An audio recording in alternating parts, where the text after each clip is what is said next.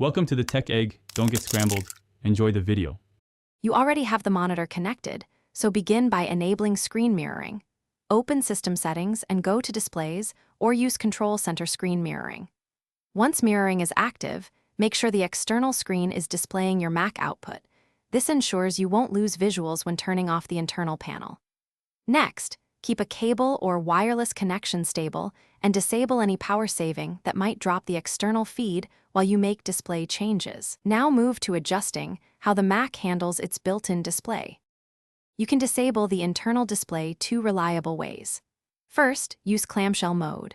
Connect power, external keyboard and mouse, then close the lid. Your Mac will keep the external screen active while the built-in display turns off. Alternatively, install a trusted utility that allows disabling the internal panel. Configure it to route output only to the external display.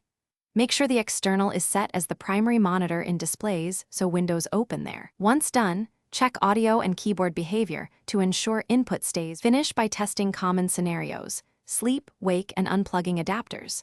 If everything is correct, the internal display will stay off while external remains primary.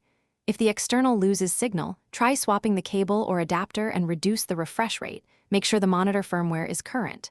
If settings fail to stick, reset param/SMC, reapply the utility's disable setting, or toggle mirroring off and on.